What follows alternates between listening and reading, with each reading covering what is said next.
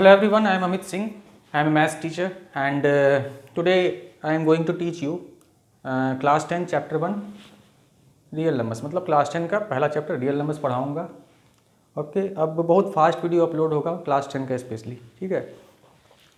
उसके बाद फिर 11 12 का मुझे अपलोड करना है, बट पहले क्लास 10 का 100% करके तब आगे बढ़ूँगा, ठीक है।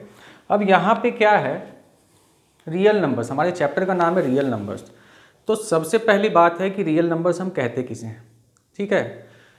तो रियल नंबर्स जैसे आपने नेचुरल नंबर्स पढ़ा है, होल नंबर्स पढ़ा है, integers, fraction, decimals, rational numbers, irrational numbers, इन सब को यदि हम मिला दें तो जो नंबर सिस्टम बनेगा उसे ही हम क्या कहते हैं, रियल नंबर सिस्टम कहते हैं या रियल नंबर्स कहते हैं। जितने भी नंबर्स आज तक आपने पढ़े हैं सबको मिला दे तो जो नंबर सिस्टम बन के तैयार होगा वही हमारा रियल नंबर्स, ठीक है। रियल नंबर्स को हम लोग डिनोट किससे करते हैं, रियल नंबर्स को हम लोग कैपिटल आर से डिनोट करते हैं। ये भी चीज़ याद रखना है, क्योंकि आगे आपको यूज़ करना है कि किसे हम किस लेटर से डिनोट करते हैं, वो सब आपको याद होना चाहिए, ठीक है, नहीं तो फिर दिक्कत होगा।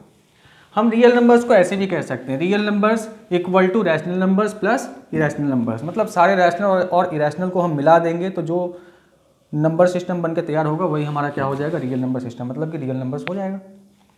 ओके, रैशनल नंबर्स को हम लोग किससे डिनोट करते हैं, कैपिटल क्यू से। इरैशनल नंबर्स को हम लोग क्यू बार और नहीं तो क्यू कॉम्प्लीमेंट, क्यू के ऊपर में यहाँ पे सी लिख देते हैं। तो इरैशनल नंबर्स को हम लोग क्यू बार और क्यू कॉम्प्लीमेंट से डिनोट करते हैं, ठीक है। अच्छा, नेक्स्ट हमारा टॉपिक है यहाँ पे एक लेमा।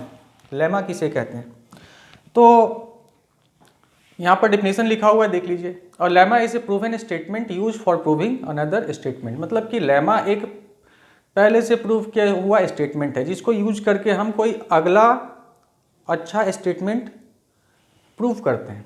और lemma is a proven statement used for proving another statement. वो पहले से प्रूव किया हुआ एक स्टेटमेंट है कि हाँ ये सही है, उसे यूज करके हम कोई दूसरा स्टेटमेंट प्रूव करेंगे, तो यही होता है हमारा लेमा। तो ये आपको डेफिनेशन याद होना चाहिए, पूछ देगा एग्जाम में तो लिखना तो पड़ेगा। अब सपोज करिए कि हमारे पास कोई भी दो पॉजिटिव इंटीजर्स गिवन है। सपोज करिए 17 और 5 है, 80 और 9 है। कोई भी दो पॉजिटिव इंटीजर्स हमारे पास गिवन है, कोई भी दो पॉजिटिव इंटीजर्स आप अपने मन में सोच लीजिए, डिस्टिंक्ट पॉजिटिव इंटीजर्स, ठीक है। तो हम क्या कर सकते हैं, यदि हमारे पास कोई भी दो पॉजिटिव इंटीजर्स गिवन है, सपोज 17 और 5, तो 17 और 5 का हम कैसे लिख सकते हैं, 17 इक्वल टू हम लिख सकते हैं 5 मल्टीप्लाई 3 प्लस 2। 17 को हम क्या लिख सकते हैं, 17 इक्वल टू 5 मल्टीप्लाई 3 प्लस 2। ये कोसेंट है और ये रिमाइंडर है। नेक्स्ट एग्जाम्पल, 56 और 9 दो पॉजिटिव इंटीजर्स गिवन है, तो हम क्या लिख सकते हैं, 56 इक्वल टू 9 मल्टीप्लाई 6 प्लस 2। तो कोई भी दो पॉजिटिव इंटीजर्स हमारे पास गिवन रहेंगे तो हम उसे इस फॉर्म में लिख सकते हैं। तो यही हमारा अगला टॉपिक जो है वो यही कहता है, यूक्लिड्स डिवीजन लेमा यही कहता है। तो नेक्स्ट टॉपिक जो है हमारा वो है यूक्लिड्स डिवीजन लेमा। ये क्या कहता है, given any two positive integers, है ना, given two positive integers a and b, there exist unique integers q and r satisfying a equal to bq plus r। तो यहाँ पर ये a है और ये b है, तो a equal to b into q plus r, है ना। तो कोई भी दो पॉजिटिव इंटीजर्स a और b गिवन रहेगा तो दो यूनिक इंटीजर्स एग्जिस्ट करता है q and r satisfying a equal to b q plus r, जहाँ q क्या है, q इज कोसेंट और r is remainder. q quotient है और r रिमाइंडर है, ठीक है। और एक चीज, and r lies between 0 and b। r का वैल्यू क्या क्या हो सकता है, ठीक है, r का वैल्यू 0 हो सकता है, 1 हो सकता है, और कहाँ तक जाएगा वो, b से एक छोटा। मतलब कि आपका जो दो पॉजिटिव इंटीजर्स गिवन है a और b, तो जो छोटा वाला नंबर है उससे एक कम रहेगा, 0 हो सकता है, 1 2। अब सपोज करिए जैसे यहाँ पे हमारा b क्या है, यहाँ पर हमारा b है 5, तो r का वैल्यू क्या क्या आ सकता है, r का वैल्यू आ सकता है आइदर 0 1 2 3 4। r का वैल्यू कभी भी 5 नहीं आएगा, r का वैल्यू हमेशा b से एक छोटा ही रहेगा कम से कम। तो ये 0 आ सकता है, या तो 1 नहीं तो 2 नहीं तो 3 नहीं तो 4। जैसे यहाँ पे है, यहाँ पे हमारा r कितना आया है 2, नेक्स्ट वाले में r कितना आया है, यहाँ भी 2 आया है। नेक्स्ट वाले में b कितना था, 9, मतलब 9 से छोटा ही आएगा, 9 नहीं आ सकता r कभी भी यहाँ, यदि b 9 है तो। ठीक है, तो यही है हमारा यूक्लिड्स डिवीजन लेमा। ये सब स्टेटमेंट आप नोट कर लीजिए, एग्जाम में हो सकता है पूछ दे, कोई ठिकाना नहीं है। ठीक है, वैसे तो इस तरह के थ्योरेटिकल क्वेश्चंस नहीं आते हैं, लेकिन पूछने में क्या जाता है, पूछ सकता है। नेक्स्ट है हमारा टॉपिक एल्गोरिथम। एल्गोरिथम हम किसे कहते हैं, ठीक है, तो पहले इसका डेफिनेशन देख लीजिए। An algorithm is a series of well defined steps which gives a procedure for solving a type of problem. फिर से बोल दे रहा हूँ, an algorithm is a series of well defined steps which gives a procedure for solving a type of problem. तो algorithm जो होता है वो series of well defined steps होता है, और वो हमें क्या देता है, वो हमें प्रोसीजर देता है for solving a particular type of problem या फॉर सॉल्विंग ए प्रॉब्लम। तो ये हमें कुछ स्टेप्स देंगे। ठीक है, जैसे सपोज करिए कि हमें चाय बनाना है। ठीक है, तो मैं क्लास 9 में था एडवांस मैथ में, उसमें चाय बनाने के लिए हम लोग को लिखना पड़ता था एल्गोरिथम कि कैसे कैसे बनाएंगे। तो पहला स्टेप क्या है, वाटर लिया, फिर उसको उसमें मिल्क मिलाया थोड़ा सा या ज़्यादा अपने, उसके बाद हम क्या करेंगे, उसे हीट करेंगे, देन उसमें हम टी लीफ डालेंगे, देन उसे फिर थोड़ी देर बॉईल करेंगे, देन शुगर ऐड करेंगे, उतार लेंगे। तो इस तरीके से हम लोग एल्गोरिथम के बारे में लिखते थे कि हमारा क्या क्या स्टेप्स हम फॉलो करेंगे। ठीक है, तो ये जो एल्गोरिथम है इसका यूज़ इंजीनियर्स भी बहुत ज़्यादा करते हैं। ठीक है, तो अभी उतने पे नहीं जाएंगे, बस ये क्या है, ये series of well defined steps है for solving a particular type of problem और फॉर सॉल्विंग ए प्रॉब्लम, तो इसे हम कहते हैं एल्गोरिथम। नेक्स्ट टॉपिक है हमारा यूक्लिड्स डिवीजन एल्गोरिथम। सपोज करिए 2 नंबर्स गिवन है और हमें क्वेश्चन में कहा जा रहा है फाइंड द एचसीएफ। ठीक है, 2 नंबर्स गिवन है, हमें क्या कहा जा रहा है, फाइंड द एचसीएफ। तो एचसीएफ फाइंड करने के लिए यूक्लिड्स डिवीजन एल्गोरिथम जो है हमें हेल्प करता है, मतलब इसे यूज करके हम एचसीएफ किसी भी 2 नंबर्स का फाइंड कर सकते हैं। और भी मेथड है, वो आगे पढ़ेंगे। तो ये क्या कहता है, to find the HCF of 2 positive integers, to find the HCF of 2 positive integers c and d where c is greater than d, we follow following steps. तो ये सब स्टेप, यहाँ पर 3 स्टेप्स गिवन है, इन 3 स्टेप्स को use करके हम किसी भी 2 नंबर का एचसीएफ फाइंड कर सकते हैं। फर्स्ट स्टेप क्या है, हमारे पास नंबर है सी एंड डी, तो फर्स्ट स्टेप कहता है कि आप सी और डी पर यूक्लिड्स डिवीजन लेमा लगा दीजिए, तो सी इक्वल टू कितना आ जाएगा, d q plus r. Second step क्या कहता है, सेकेंड स्टेप कहता है कि यदि आर 0 आ गया तो डी क्या है, सी और डी का एचसीएफ है। यदि 0 नहीं आया तो आप फिर यूक्लिड डिवीजन लेमा लगाएंगे, किस पे लगाएंगे, इन दोनों पे, डी एंड आर पे।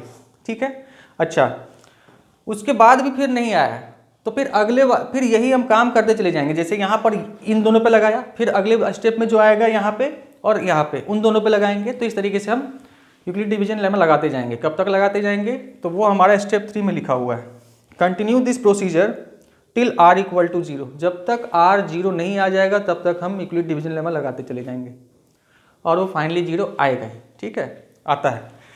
अब जैसे एग्जाम्पल देखिए, यहाँ पर हमें कहा गया है कि find the HCF of 455 and 42।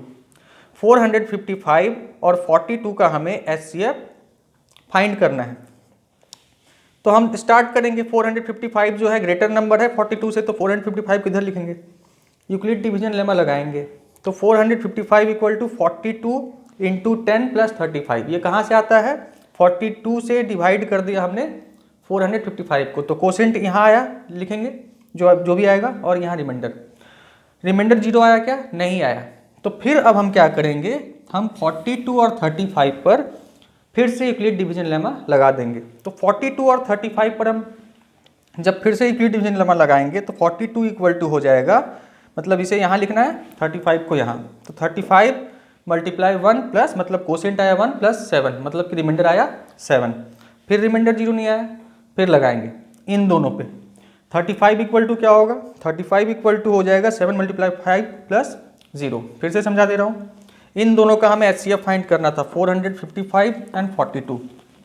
इन दोनों पे हम लगा देंगे यूक्लिड डिवीजन लेमा। तो 455 इक्वल टू होगा 442 plus 10 plus 42 multiply 10 plus 45।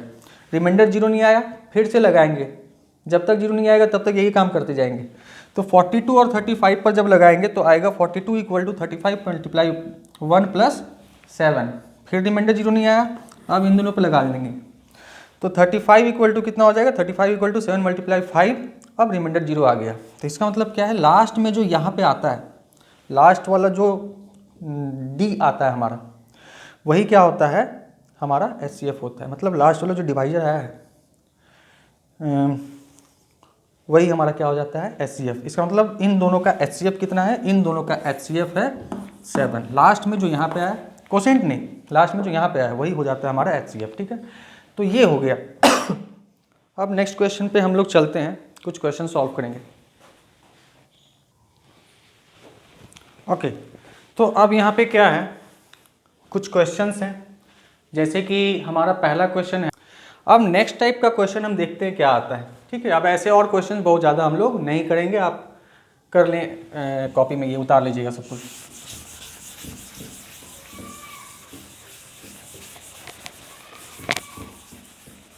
Okay, next इसमें एक और इम्पॉर्टेंट टाइप का क्वेश्चन है, ऐसे क्वेश्चन बहुत पूछे जाते हैं। तो क्वेश्चन क्या है, so that every positive even integer is of the form 2q and every positive odd integer is of the form 2q plus 1। मतलब कि हर एक positive even integer 2q form में होगा और हर एक positive odd integer 2q plus 1 form में होगा। ऐसा हमें प्रूव करना है। तो ऐसे क्वेश्चंस में हम करते क्या है, इसमें हम सबसे पहले लिखेंगे let a B any positive integer. ठीक है, तो ऐसे क्वेश्चंस में हम सबसे पहले लिखते हैं let a B any positive integer and a और बी। यूक्लिड डिवीजन लेमा क्या होता है, a equal to b q plus r. A तो हम हमेशा ए ही लेंगे, अब बी क्या लेंगे, यहाँ क्या लाना है, 2 दिख रहा है तो इसमें बी 2 ले लेंगे, 4 रहता तो बी 4 ले लेते हैं। एंड क्या लिखेंगे फिर, बी इक्वल टू 2। तो आर का वैल्यू कहाँ से कहाँ तक लाई करता है, 0 से लेके बी तक, तो 0 से 2 तक हो गया। तो देयरफॉर आर का वैल्यू क्या क्या होगा, वैल्यू ऑफ आर क्या क्या हो सकता है, 0 और 1। 2 तो होगा नहीं, 2 से छोटा ही, 0 एंड 1। देयरफॉर ए क्या हो जाएगा, ए होता है बी क्यू प्लस आर। ए क्या होता है, बी क्यू प्लस आर, मतलब कि हो जाएगा 2 इंटू क्यू प्लस आर, होगा ना। A equal to b q plus r, तो ए इक्वल टू हो गया 2q प्लस आर। आर का वैल्यू क्या क्या ले सकते हैं हम, 0 एंड 1। तो जब 0 पुट करेंगे तो ए आएगा 2q, और जब 1 पुट करेंगे तो ए आएगा 2q प्लस 1। तो देयरफॉर ए इक्वल टू कितना कितना आ रहा है, आर की जगह 0 पुट करने से 2q आ रहा है, और आर की जगह 1 पुट करने से ए कितना आएगा, 2q प्लस 1। यहाँ तक तो काम हो गया। अब इसमें क्या है, ये देखिए, ये तो 2 से डिविजिबल है, इसका मतलब ये इवन है। ठीक है, तो हम क्या लिखेंगे, सो every positive even number is of the form 2q। हम क्या लिखेंगे, सो नीचे एक लाइन लिखेंगे हम, सो every positive even integer is of the form 2q। और ये 2 से डिविजिबल नहीं है, मतलब ऑड है, तो so every positive odd integer can be written in the form of 2q plus 1। तो ये चीज़ हम लोग लिखेंगे। इसमें ऐसे ही और क्या क्या क्वेश्चंस आ सकते हैं, वो 2 लाइन जो मैंने कहा वो आप लिख लीजिएगा, कोई बड़ी चीज़ नहीं है। ठीक है,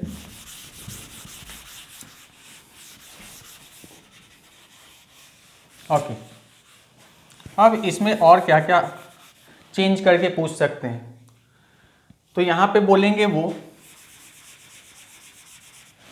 कि so that every positive even integer is of the form 4q और 4q plus 2 and every positive odd integer is of the form 4q plus 1 और 4q प्लस 3, ऐसा। ठीक है, अब इसमें हम क्या करेंगे, वही बात लिखेंगे। क्या बोल रहा है कि प्रूव करिए या शो करिए कि हर एक पॉजिटिव इवन इंटीजर 4q नहीं तो 4q+2 फॉर्म में होगा, और हर एक पॉजिटिव ऑड इंटीजर जो होगा वो 4q+1 नहीं तो 4q+3 फॉर्म में होगा। ठीक है, तो पहला लाइन तो मेरा वही रहेगा, लेट ए बी यानी पॉजिटिव इंटीजर। अब यहाँ बी क्या लेंगे, 4 दिख रहा है ना, तो बी हम क्या ले लेंगे 4, बी हमने ले लिया 4। तो ये क्या हो जाएगा, आर लाई करता है 0 to b, तो आर हो जाएगा 0 से लेके 4 तक। तो देयरफॉर आर का वैल्यू क्या क्या ले सकते हैं हम लोग, 0 से बड़ा और बराबर और 4 से छोटा। तो आर होगा हमारा 0, 1, 2, 3। नाउ ए इक्वल टू क्या होता है, बी क्यू प्लस आर। तो ए इक्वल टू हो जाएगा बी कितना है 4, तो 4q प्लस आर। अब इसमें r की जगह एक बार 0 पुट करेंगे तो आएगा 4q, फिर 1 पुट करेंगे 4q+1 आएगा, इसी तरह 2 और 3 पुट करेंगे। तो देयरफॉर a का वैल्यू क्या क्या आ रहा है, a का वैल्यू आ रहा है 4q, 4q+1, 4q+2, 4q+3, 4 आ गया। तो हमें क्या बोला गया, इवन जो होंगे वो सब 4q नहीं तो 4q+2 फॉर्म में होंगे, और ऑड जो होंगे वो इस नहीं तो इसके फॉर्म में होंगे। अभी देखो ये 2 से डिविजिबल है और ये भी 2 से डिविजिबल है, मतलब ये इवन पॉजिटिव इंटीजर्स को रिप्रेजेंट कर रहा है। तो हम क्या लिखेंगे, सो every positive even integer can B of the form either 4q और 4q+2। और बाकी दोनों का क्या होगा, ये 2 से डिविजिबल नहीं, ये भी 2 से डिविजिबल नहीं है, तो हम क्या लिखेंगे, सो नीचे में लिखेंगे every positive even integer, sorry every positive odd integer can take the form 4q+1 और 4q+3, इतना लिखेंगे। ठीक है, ओके।